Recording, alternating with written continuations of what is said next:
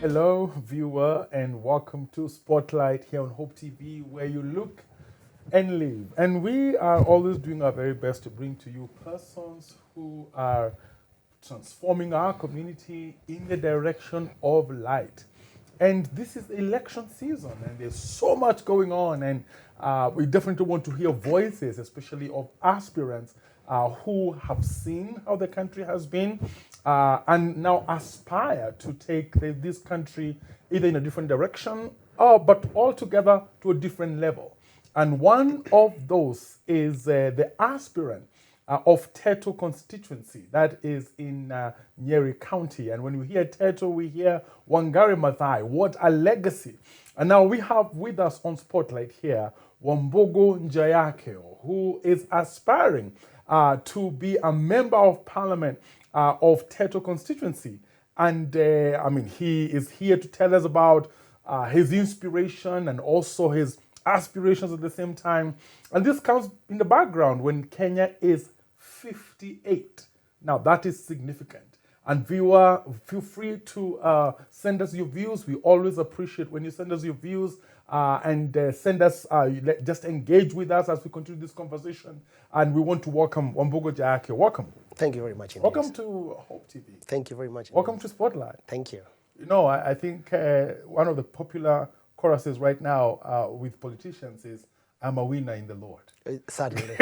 This is the time. I'm a winner. This is the time everybody is a winner in the Lord. Yeah. Even those who don't understand the Lord, they have to behave like they do. Lots of praise the Lord. Yes, Many times yes. in these political meetings, praise the Lord. Yeah, praise, even people who don't on a normal day because it's do that. It's a normal greetings. Whether that goes to the heart is a different story, but it goes to the audience out there that you need to say praise the Lord to them. But for us, we say it from the heart. Okay. So Yes. is it like part of the script? You must say praise the Lord. Yeah, because we are a country that loves the Lord. Okay. We therefore need you to know that you are, going with us in loving the Lord. Whether that goes up to the heart or is just, lip service, is neither here nor there. You can never know. But that's the standard greetings. Because there's some people who, on a normal day, Yes. They will not go to church. Yes. They will not bring out anything churchy. Yes. even. Yes. In fact, their lives show as if they are not Yes, yes, yes, church people. But yes, now yes. they're saying praise the Lord 10 times. Yes, I've even many more times, and we ask the people to respond back with amens and amens, because it is a season of those greetings, and that becomes the language that we are using now. So, but again, there are those who believe in it. And you're definitely one of them. I am one of them. Those who say, praise the Lord, I have said it because before. you have a testimony. Yes. Yes. I've said it before. We are saying it now, and we shall say it even after this. All right. Yes. Great. Yes. Now, we'll come to your journey as an Yes. aspirant. Yes. That's very interesting Yes. for us, especially because we would want to hear more about people who lean on the Christian values. That's true. As they go for leadership. We Yes. definitely want to hear a lot about how they are planning out Yes. their campaigns and what they plan to achieve in the constituency that is different. But let's start with Kenya at 58. Yes. And 58 for a nation. Some people say it's too young. But how old should a nation be to be called mature? I know. Well, in terms of democracy, yes, we are still very, very young. There are countries that have been there for hundreds of years, including the one that we all follow, the big brother, the United States. Yeah, more years than those. However, there are things that at 58 you are supposed to have done. There are parameters that we can say, at this age, this is what is expected of you. There is what we expect of a 25-year-old at their age. Maybe we expect you to have finished college. So at 58, there's certainly specifications and things that we feel should have been done. If that is not done, we should pick it from there.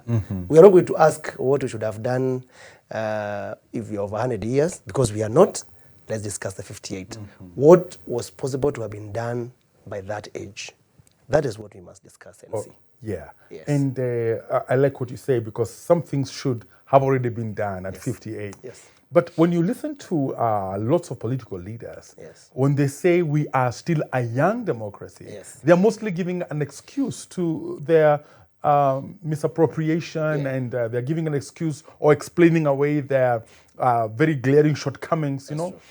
And so we hold this young with suspicion. But when you look at this country, there are some things that we cry about that maybe we should not. We are not where we should be. That's correct. Because at 58, you should not be sleeping hungry. I mean, you should sleep hungry if you are below 10 years, and the assumption is you don't know how to look out for your own food because you're young. But 58, my friend, and people, I think last night I saw a documentary, people are still dying of hunger in Turkana. Basic things, people are struggling with health. You know, people are struggling with not going even to school. At 58, I mean, it's a problem. You know, even when we say life starts at 40, then you're already 18 years. Even assuming that at 40 is zero, your 18-year-old should be able to know what they want in life. At least they are done with the teens. So there are things that should be done, should have been done, and that can be done. That does not mean we have not done great strides or made great strides. Yes, we have. But there are basic things that we must have sorted them by now. Okay. Basic. Like food. Why would we see people with begging bowls? And even in hospitals, people people still share beds. You go to a hospital and there are 3 people sharing a bed, and some are still on the floor. I don't think they're sharing a bed. They're actually sharing a disease. Because they are picking this one from this one to this one. You come to hospital in one disease, you live in 4 diseases. Then you're wondering, was that a hospital or was I going for a whole different package? And of course, during this time, let's stay with health. Sometimes we don't, if we just listen to ourselves, we should hear something. For instance, when you say, we are happy that now in the whole country, using a number, we have 600 ICU beds. Yeah. You know, if you look at those numbers compared to 50 million Kenyans, it says a lot. But then also these beds are, some of them, and they have actually increased because of the COVID that we had. Before then we had very minimal. Here we were below 1,000 for the whole Republic of Kenya. So there's good progress that has happened, as we have seen, with the Ministry of Health, but there's a lot that can be done. I saw the government trying to help, especially on food. Let me go back there just a bit. And they brought what you call the Guraru plan, you know, and they wanted to do irrigation for the entire that part of northeastern and Tana River and so on. But people ate the money. The maize was not produced. The country still went to food crisis because some of these crises are planned so that we can, you know, people can do business and so on. So we don't want people who have enough food. We want people who can keep on, you know, for the other end, it's also difficult to rule and manage people who are self-sustaining. You know, when you think about corruption, when you mention corruption as the main defining quality of especially our time, right? There have been windows in the past leaderships where we can say there was some level of merit. But within the times we're living in right now, corruption is the biggest description of the kind of community we are in. I mean, let's go a little mostly either just pre-independence. The big word there was patriotism. Patriotism, that was a big drive. And people gave their lives. Now people are giving other people's lives, you know, for the sake of corruption.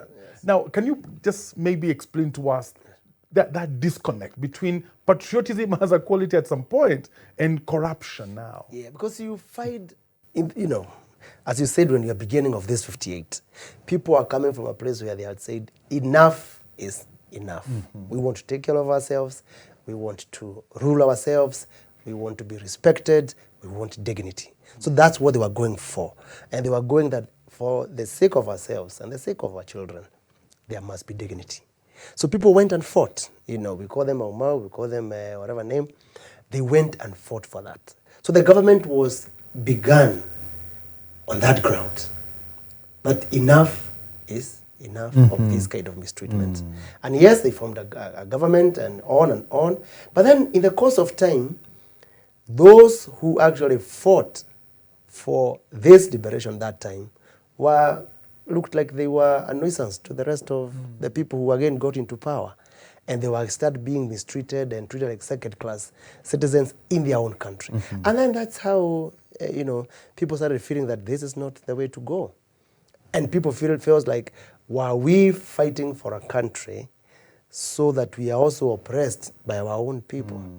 And it continued for some time. But I think the worst case is when we changed government for the second time, because corruption and nepotism became the key. But I think that time what we saw was somebody who had their own self-esteem or fears, that they felt, if I can manage everyone, and how do you manage most of the people? By making sure they are not economically stable, so that they become beggars. So they come for you for food. You could see those times in Kabarad and other places, people queuing for Mdokoi and so on. In other places, people are given this yellow maize. Now, if you can't feed yourself, it's unlikely you'll think independently. Because thinking is level 2. Okay. Feeding is 1. So I think as we moved on, we moved from it being corruption to giving it a new name, basically paying for convenience.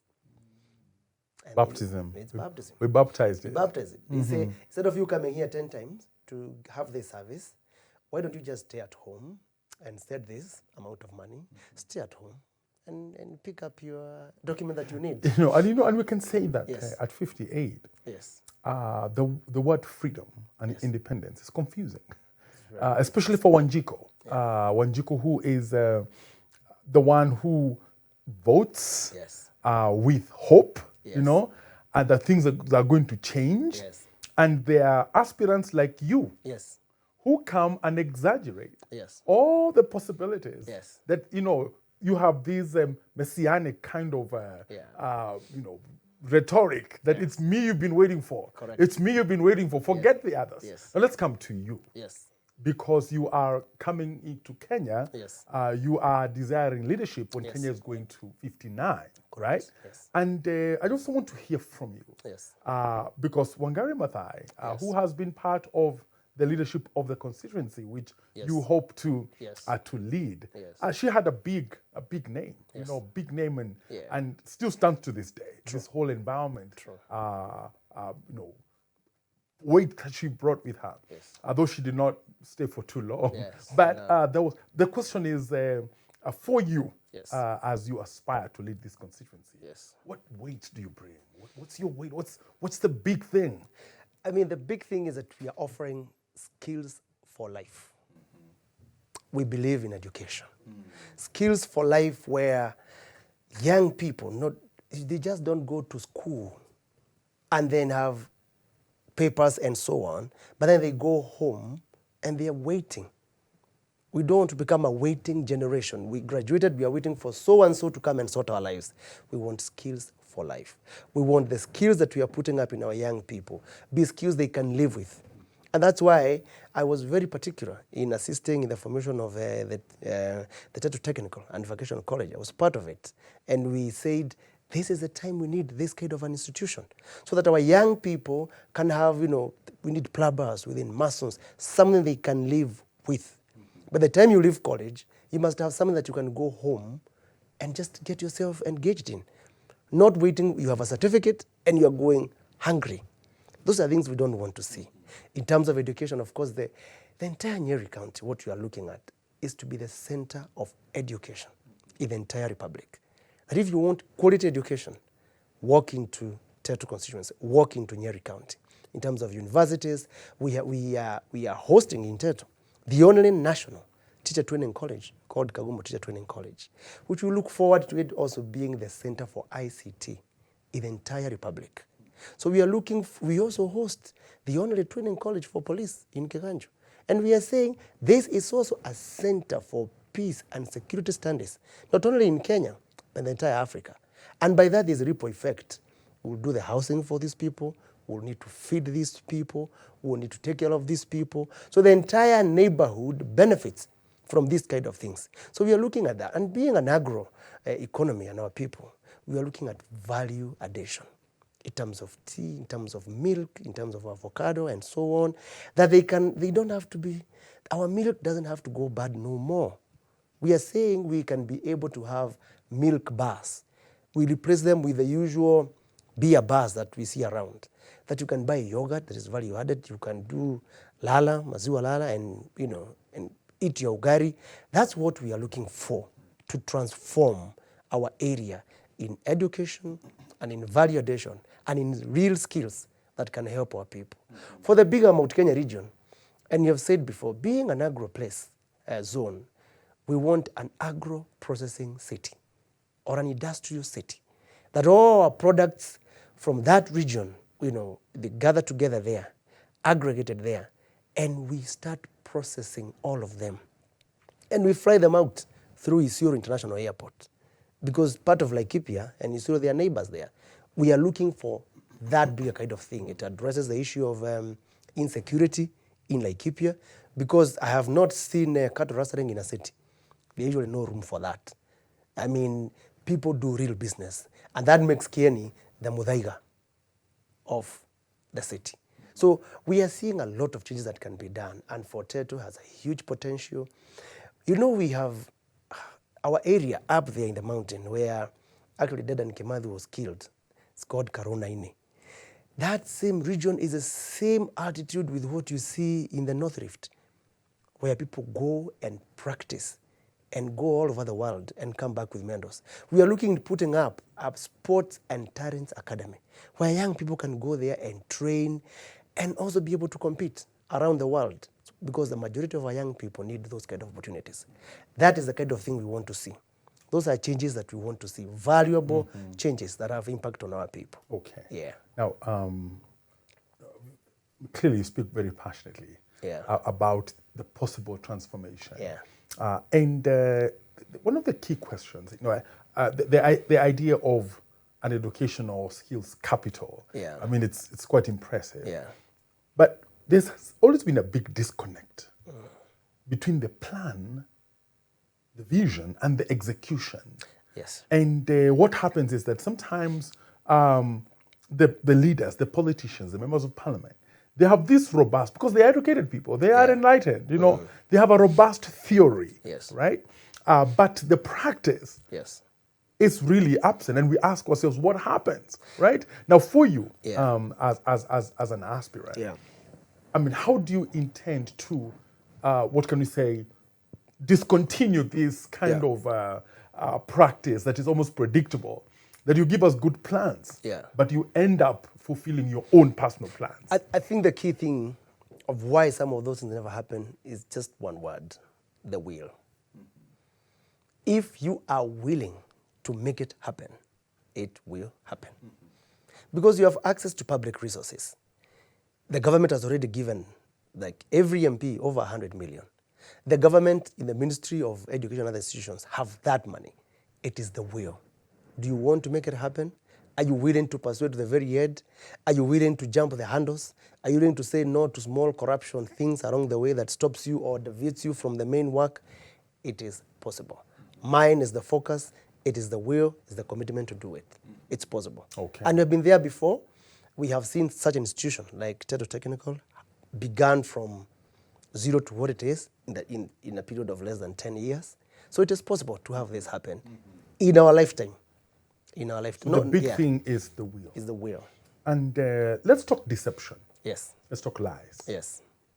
Because the campaign season is also the lie season. Yeah. That's what it is, Yeah. And I want to ask on behalf of our viewers here, why is it so important for most of the politicians to lie? That's quite a question. I think it is not that it is important for them to lie. No, it is. It is very important to lie, because they lie again and again and again until the lies become, like what is supposed to be, people are supposed to know. And people forget it's lies. They're lies. I mean, you get what I mean? That's why I think it is not important for them to lie. Okay. If they would have chosen the same way to speak the truth with the same zeal, with the same commitment, it could have still worked. So I want to tell them it is not important to lie. It was not necessary, even in the first place. They could have done with bare truth. Now look at the former president, His Excellency Mwai Kibaki. He didn't spend a lot of time lying. He said few words. I mean, that's who I was trying to find out what is the guy is saying. But that was it. He didn't bother lying. He just said it. But the country grew. The economy grew. So it was not necessary to lie. So we want to tell the leaders that we are competing with and others, you don't have to lie. Okay. It is not that you must not lie. But there's this feeling like if you look for something to, what they look for is something to incite people, to create a level of fake temporary joy. And that can only come from saying words that are probably inciting, not even thought through, just a word. And you want to look like you can say anything in this world. But in reality, when you analyze those words, they meant nothing. And when you listen to conversation, on the ground, because I think that's a word that we use a lot on the ground. On the ground, Yes. You hear, again, staying with that theme of lies and deception, you hear people having heard lies so many times, having had no truth for such a long time, that they begin to say, no one is perfect, So if, for instance, let me use the example on the cross. There are two thieves, right? And people start saying, I mean, there's no one who is nice, and so we just pick the lesser or the better or the nicer thief, not realizing that Jesus is right there in the middle, and they're not quite looking for truth. And I've heard that people say, okay, pick your thief. I mean, I've heard that language. But the truth is, as you said, Jesus is in the middle. Yes. But now, that is where the real work is. How does the Jesus in the middle grow so fast, so big, so visible, that we go for him? And that is where we are. And that is the challenge. And you see that because he's being diminished by the two thieves, so to say. And that's now where you are, especially with your Christian values. And you are there saying now, you've said something very very important, that you need not lie. From the very beginning, there was no need to lie. There was no need to lie. You go down, you start up with truth. And people face that truth. And now you, as an aspirant, are casting yourself right into that mix. And you're saying that lies have become so loud that truth has been dimmed and muffled, right? What's the plan? What's the strategy? I think the plan is people can read through with time. People are wise. People have wisdom. People can see through. They can see through lies with time. And they can be able to say, even when they choose, they say, that was our thief we chose. So they did deliberately. But they can also say, enough of us choosing thieves. We have an opportunity to get somebody who can get us to where we are going. I think for me, it's letting our people know we know where we are supposed to be. We know the direction. We know this is the destiny. We know how to deliver it as well. Let us do this together. Because it's not about us doing things for the people. No. It is us helping people do things for themselves. And that is where the problem comes in. When you tell people, just all of you sit down, we'll give you money every other time, we'll give you tokens every other time, and people now becomes dependent on you. We are looking for leadership where it says, this is where you are. Together, we can move towards your own destiny. Start helping yourself. Start making people see that there's a possibility that you can move from where you are to where you're supposed to be. Now, Jack, as you speak, because this deception crusade has gone over so many years. That's what people know. People almost forgot truth. And the few who believe in truth kind of gave up, on the whole truth aspect. Now, if the Wanjikos are really indoctrinated with deception. Now, how do you make the constituents, especially in your own area, how do you make them unlearn what it is they have already been taught for years? I think it's clear. We all know that what is learned can be unlearned. So if you had learned to believe in lies, you can begin to start believing in truth. So it is possible. The same message that was used to tell people lies over and over again is the same message to undo it. What you have learned, you can also unlearn. And what you have not learned, you can also learn. Even those who have not learned to believe the truth, they can also begin learning in believing in it. But deep down in people's life, they want to know the truth. And that's why after all some time they say, anyway, finally, we know whatever you told us, but now, anyway, now tell us the truth. Usually that becomes the last word. So truth wins in the end. By the end of it, truth wins. People ask for it. But it's only that in the process, they know you are lying, but you are lying so that you gain a particular thing, but they would ask, finally, what is the truth? Instead of saying, finally, what is the truth, what we are saying, can't we say, can we begin with the truth? All right. Now, when you add that, Mr. Njakio, now, can you tell us, can you cast an image for us? Let's not even go to the national space. Let's go to the constituency that you hope to lead. Now, how does a leadership that is inspired by truth, how does it look like? How does a constituency plan that is executed in the spirit of truth, how does it look like? It looks like people know the needs they have.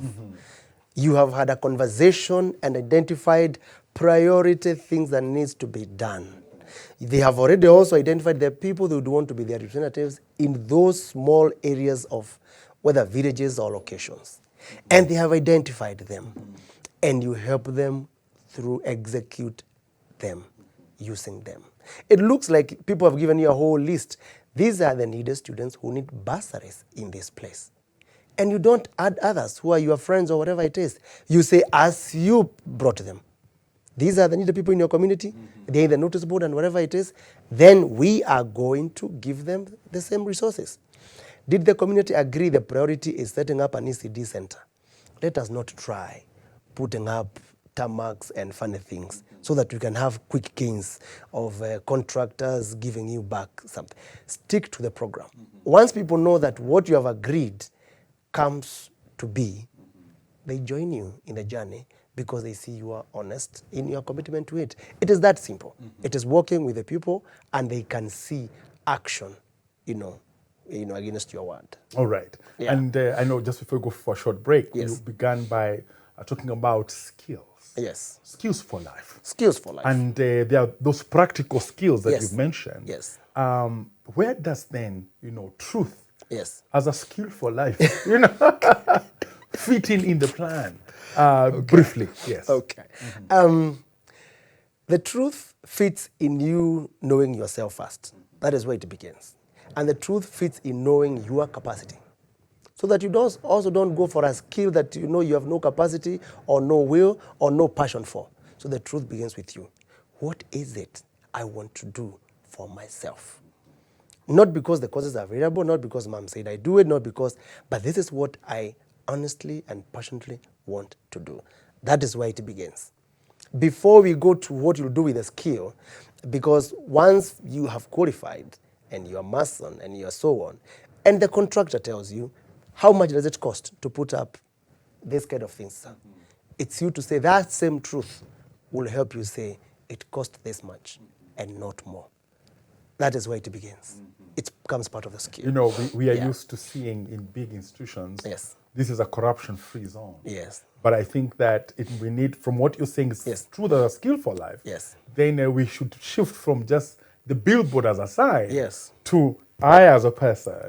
I am the living billboard. Correct. That I am a no corruption person. That's correct. And corruption ends here. Correct. It ends here, not there. It ends here. And it also starts here as well. So I'm a corruption-free person. And I mean, that's quite a pocket. When you think about a constituency that empowers its people with this truth as a skill for life. Correct. I mean, that's something to look forward to. We're taking a short break. We are talking to Wambogo Njakio, who is an aspirant for Teto constituency and also is a Christian and is thrusting those values right into the political arena. And we'll take a short break. We'll be right back to hear more about what it is like to be in this race. Stay with us.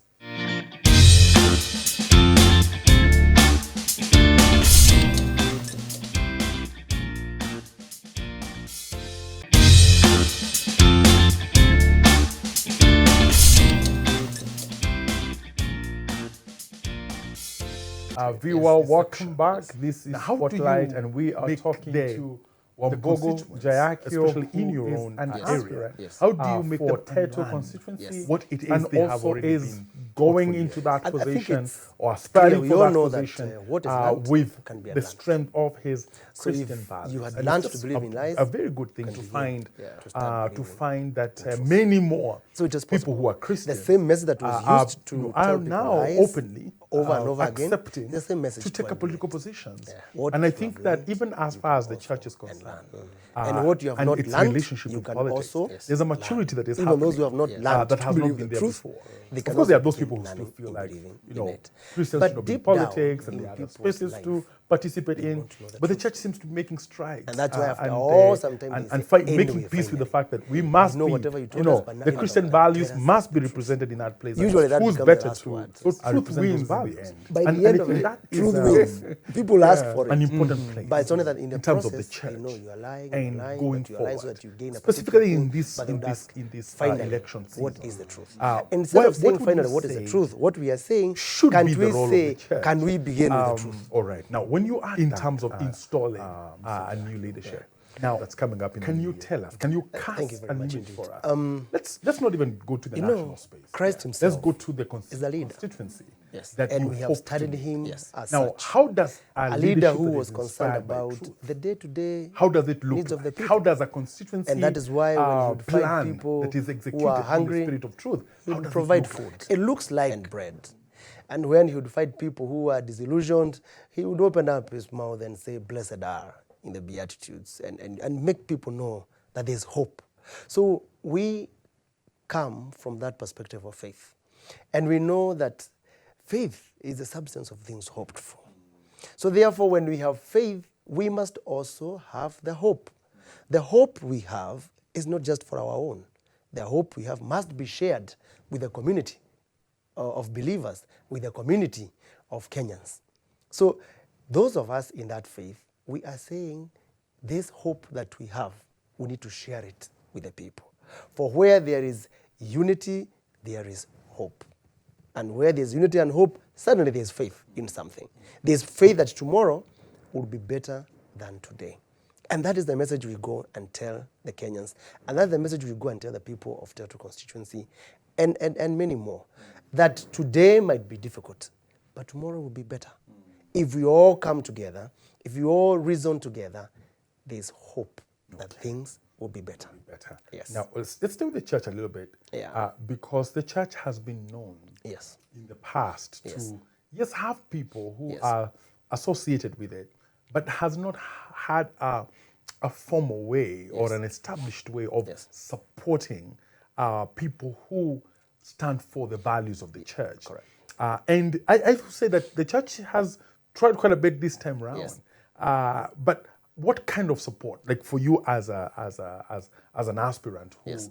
is inspired in different ways by the church, Yeah. what kind of support would you expect, the church to give you? Thank you very much. In fact, the first thing I really appreciate, as you said, is that the church is actually agreeing that they do not stand in isolation, that the politics, leadership is different, and we are on our own side. We are all agreeing. By evening, we go to the same homes. By evenings, we gather in the family get-together. And by evening, we are Kenyans. So this story of there are different people out there, and there are the other ones this side, it does not exist. It is one person. There may be things the church may not agree on in terms of those who are vying in their values and so on. But that does not mean that it has no business, following and supporting those it believes on. And what I've seen in churches in the past is, when it comes campaign season like now, they would say, we don't want anybody to talk to us. We are not even going to give you platforms to speak. I'm like, okay, even your own. Where would they speak? So the church again now will come start speaking later and say, oh, we chose the wrong people. But where were we when this was happening? So I'm happy the church is coming out now. There was a forum here, actually, I think in this facility, and the church was saying, are you interested? Can we have conversation? What you are looking for is prayers and beyond. We want to see you saying, the elders, the leaders saying, we want to be part of your journey. We want, if it's resource mobilization, we want to be part of your resource mobilization. If it is studying with you in the journey, we want them saying, we are with you in this. That way they have the moral authority to correct us later if we get out of our way and say, we walked with you on this journey, but with this division here, where are you going? But if you are not in this process, why should you wait for us on the end so that you criticize? So you must be part of the process so that the end results are for everybody else. Okay. So let the church come on board, let them be part of support. How is it that it is easier for other people who are not believers to give their resources, their funds, their everything to this process, and the church members feel it is a waste of money? Why? Well, you're raising an important issue there. Yes. And I'm sure all the church leaders are listening to this. Yeah. Because when the pulpit, the Sunday pulpit, Yes. has been one of the big issues Yes. between the priest and the politician. Yes. But what I hear you say is that there are 10,000 other ways, Yeah. to be supportive of people who believe in the Christian values. Yes. And I think that's an important point. Yes.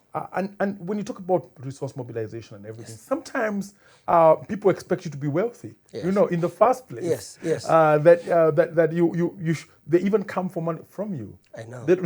But can you maybe paint for us a financial picture of what it takes now, for instance, for you? I'm sure it's not a secret, of the kind of budget that you would be running with when it comes to your aspiration. I think, thank you very much. I think the key thing is that, yes, you must be wealthy. Mm-hmm. But then the wealth must be defined in different ways. Some of us could be wealthy of values, and that is what we sell. Others would be wealthy of just material possession. And therefore they use the same, though with poverty of values, but wealth of resources to get what they need. So it depends on what you are wealth at. And what do people really buy?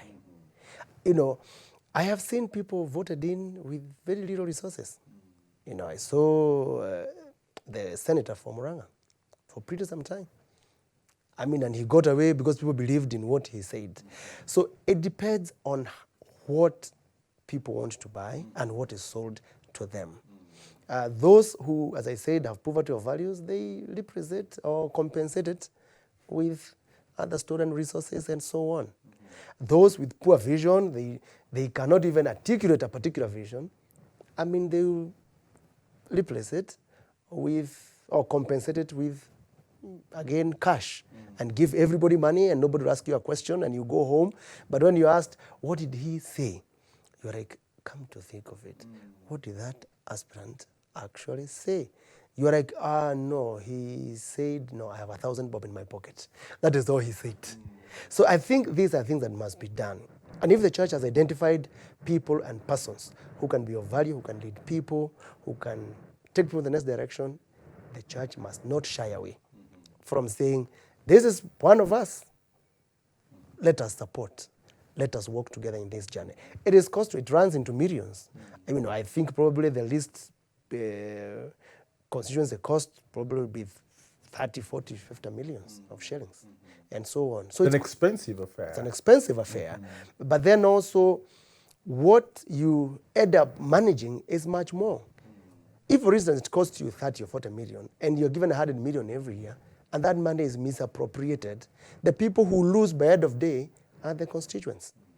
It is not the little money that was there. But if we invested, because politics is like opening a company, then the rest are shareholders. Everybody decides how much they want to buy in the shares. The church must be able and must say, we want to be the majority shareholder in the following number of constituencies because we have these people. And therefore we are buying 50% of the shares the other community can buy. then you can be calling that person in your forums and in your meetings and saying, as majority shareholder, we want our dividend and returns. And the returns is what? Empowered people, happy community, better utilization of public resources. That would be a good meeting in the AGM of the church when they call us. That's what I'd be looking forward to. So don't wait to critique. No, don't wait. At the end. No. Invest now. We won't listen to you. But if you invest now, you are a shareholder. I will listen. No, I mean, staying again with the theme of hope that Yes. you raised a little earlier. Yes. I've listened to lots of speeches by Yes. President Barack Obama. Yes. And a huge portion of his, Yes. there are kind of several different kinds of speeches. There's Yes. some that are technical and they are heavy with Yes. economic numbers and things like that. Yes. But some of his biggest speeches Yes. were really speaking hope. It's true. From his own personal story, Yes. including his Kenyan roots. That's true. And from that, lots of inspiration was received by the people. Yes. And in this country, Yes. we have so many, we are technical heavy. And now if you add lies to that technical heavy in terms of leaders speaking, then people are left almost dry. And we have lacked for the longest time, whether it's a member of parliament, or it's a governor, or it's a senator, or it's even at the top, the president. Yeah. We have lacked that person who inspires people Yeah. to move right where they are without Yeah. necessarily getting that 100, 1,000 shillings. That's true. And I mean, can you speak to that? I think if you look also, let's just go back a bit. If you look at the entire Kenyan culture that we are now building, in the social media, for instance, we are finding people living two lives. There's the real life, and there's the media life. And people are living it, thinking it's a joke, thinking it's fun, and so on. So they post here in big cars, in big things, but they are going home hungry without any meal. In the course of time, they are building those multiple personality in their lives. Because they start now actually believing it, that I must behave like this when I'm here, and I must behave like this when I go home. And people are having two lives. And then there's a lot of double talk and double speak, and you can see it now going to politics. Today, somebody talks about this. In the evening, they say the reverse of it. Because we are building an interesting culture. We are becoming many people in one. So you wonder who is actually the real person. But if people are inspired to know and to be reminded that where you are, it's okay to be where you are, but it's not okay to remain where you are. Because if you're a young person and you're not driving those big cars, you're posting on whatever it is possible for you to get them along the way. If you do the following, start working out of your life. Start dirtying your hands and doing what you need to do. Not always on your phone and abusing everybody in the behind the screens.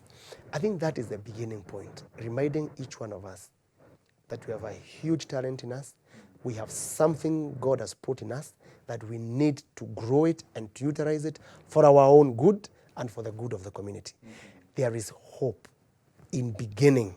There is the urgency of now. We cannot wait forever. It must be today. We must rise up and start and saying, I can do something. And it is possible. Kenya is a great country, very rich country, very wonderful people, wonderful brains. It is possible for them to get there. This disillusionment of leadership who wants people to remain in a place where they don't know whether they are going forward or backward is what stops our people from moving. But I want to remind our people and the country that the future is bright. We can do it. Tomorrow is better. Just start now what you're able to do, and you will get there. And for those of us who have this ambition, come out and do it. Serve the people. Why not? Let it be said you offered, and you did, because of a vision for them, and something we can do. Yes. I think that as you speak, we sometimes are imagining also different, there were different ways of rating units of governance, like counties or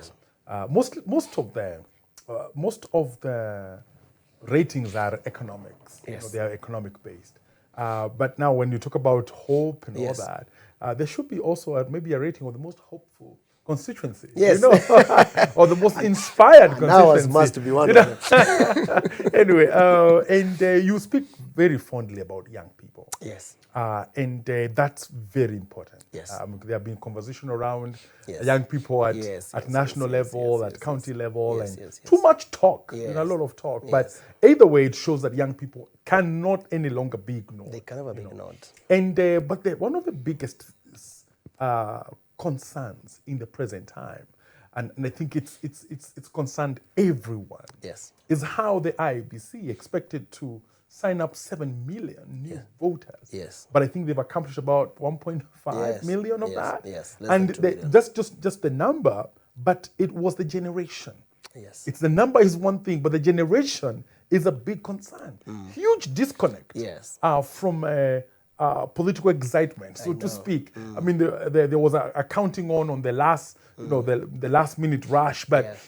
this 7 million didn't seem to know what that, What that rush meant. is about, Yes. And I just want you to, a lot has been said as to, trying to explain why this has happened. But I want you to tell us what needs to be done so that young people become connected to the political reality as it should.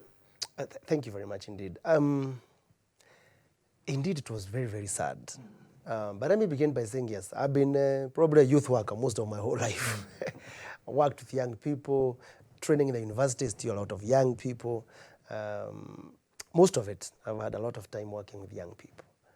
What I noticed in the disconnect is a statement that I kept hearing that will it make any difference? Whether I vote or not vote, will it make any difference?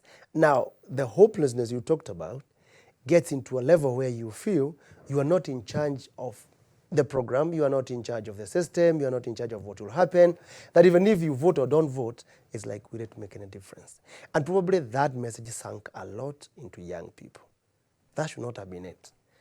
The message is, yes, you would make a difference if you vote. It would make a huge difference to vote. Somebody who can listen to you, somebody who cares about you, somebody who can move you from one level to the next, somebody who can inspire you to do great things. It makes a difference. I think that is the gap I saw. And so when you're saying the way forward is having this kind of conversation and having those county hall meetings and having those kind of inspiring messages and telling them it is possible, it can be done, if you all play our part. So I want to tell young people there who are not able to register, it's not closed yet, by the way. That was mass registration. Even if you walk in now, I'm sure you can still register. But the mass meant that it is very accessible at your doorstep. But since we missed that, there's still an opportunity for you to register and to do that. But it's basically reminding each of young person in Kenya that they make a difference and they count, their vote counts, and they should go out there and be seen. And if the government and everybody is talking about young people, then the young people must also talk about themselves. And they only talk about themselves when they have the voter card. That is the only way you say, I am talking about myself. So that's it, and that's the disconnect that must happen. Yeah, okay. Yeah. Somebody said that the 7 million people have voted early. They voted early and they've made their statement. Yeah, they have voted early. And it should be an issue of great concern. Great concern. Now, having worked with young people for a long time, Yeah.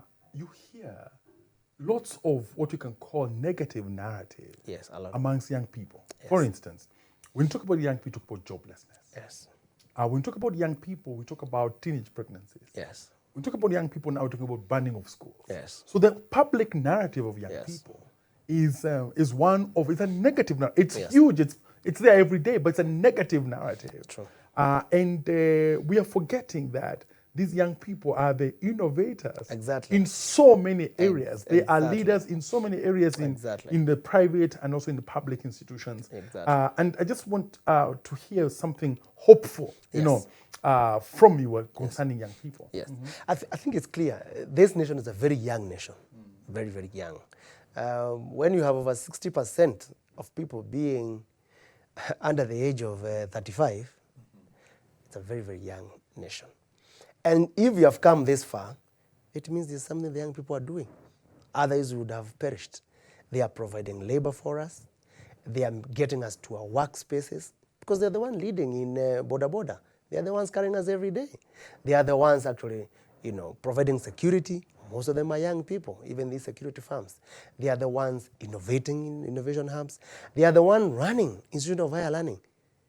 Thousands upon thousands. Like now, we are going to admit 120,000 first years only in Kenya. Over 120,000.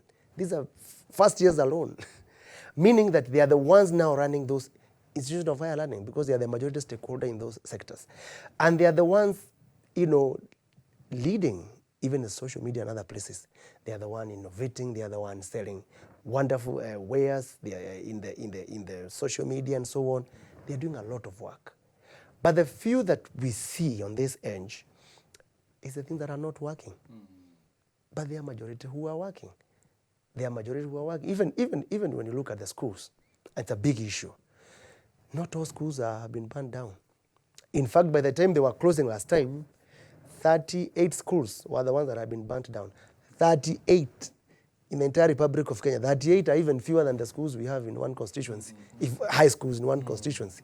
But the thing is, as they say, if a dog bites a man, those are not news. They say the news is when a man bites a dog. Now, these days, I hear even a man eats the whole dog. But it's because we have become a community that reports much more on the negative. And we want to capture, since as they happen, the negative part. We want to encourage young people also to be part of them being registered on the positive. Let them start picking positive things and create positive stories and create impactful stories that are positive. Even on social media, let's see most of those clips that says good things, not just so-and-so did this, so-and-so was shot dead, so-and-so. Let's also start creating that as young people. That would be wonderful for all of us. All Yes, right. yes. And a big concern for this country, Yes. especially the political direction, Yes. is the apparent Yes. disconnect between the president Yes. and his deputy. Yes. And some may want to name it as a political differences. Yes. But symbolically, Yes. and also from a church point of view, Yeah. spiritually, Yeah. for this country, Yes. that picture is very disturbing. Yes. And I just want to hear from you what your view is, what your interpretation is in terms of, the future, especially the future and the unity, because now in the future, what we want is not this kind of, image. We want a more united image. Yes. Just your wisdom on that. I think it's not a good thing that happened. I will not know what transpired or what made it get where it is. All I know is that when they were united, there was a lot of hope. There is unity. Where there is unity, people become hopeful because they see that you are moving in a particular direction. So the more the disconnect, the more it's like just in the family. If the family is divided, everybody will do their own thing and walk on their own way. Unless the meeting is called and we all shared and we say, what really caused this huge disunity? And I think both of them, none of them have come out clearly and around it. They have allowed us to do guesswork. But the point is, when there is disunity in one government, things don't work out well. It will be easier when probably one is not in it or something, other than we are there, but you're not moving together. It does not inspire hope. It does not inspire love. It doesn't inspire confidence. I mean, you start thinking even the next one that you can have, another deputy or whatever, what if it happens the same? Where are we getting into?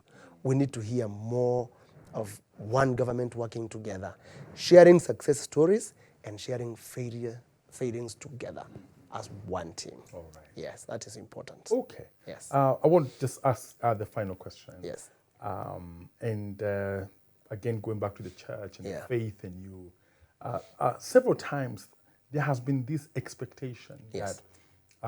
when the church elects like Christian leaders, Yes. then they're supposed to Christianize the Yes. systems. Yes. You know, Yes. Sometimes the expectations are very high in terms of what needs to be done. Yes. Now, when a Christian takes up a political position, Yes.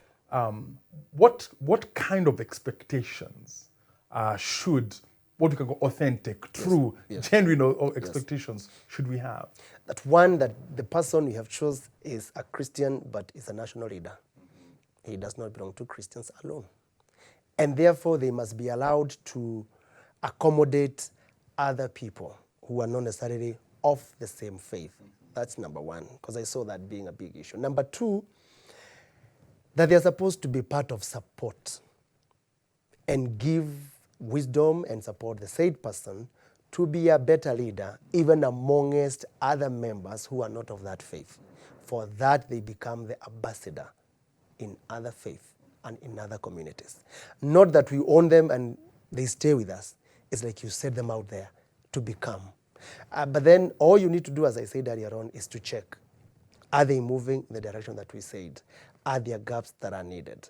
Are there these breakfast meetings that you used to have for Christian, Christian members of parliament and so on, that we can be having a conversation and saying, when we are looking at policy, because from where we sit is policy and registration, is there something the Christians and the church leadership can say, stick firm on this one, move this policy, and the church can be able to be bringing policies that can be helping people.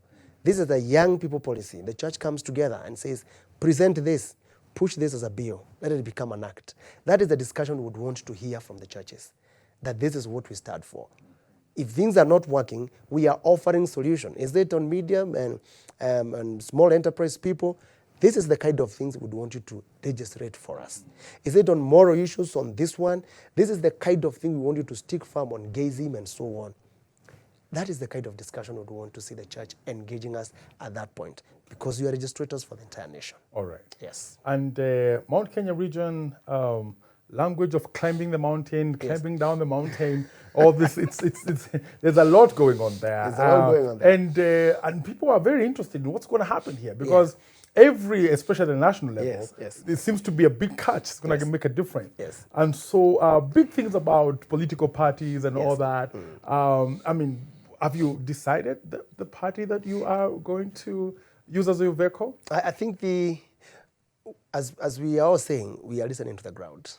But the point is that the people themselves have reached a point where they are like, party or no party. We are looking at values, we are looking at vision, we are looking at the direction that you're going to give us, we're looking at somebody who can stand with us and they can stand for. So that is where I am. So beyond the party, most important, the person. The person. God bless you in your aspiration. Amen. And thank you so much for being here on Spotlight. We look forward to having you some time later on in the course of this journey and hear what God is doing in your life. He's doing a great thing. Thank you so much, viewer. We've been talking to Ombogo Jayakio, who is an aspirant for Teto constituency, and just given us one important word for all of us to ponder about, that yes, there are many parties, but remember that the most important thing is the person and the values they stand for. This has been Spotlight. Thank you for being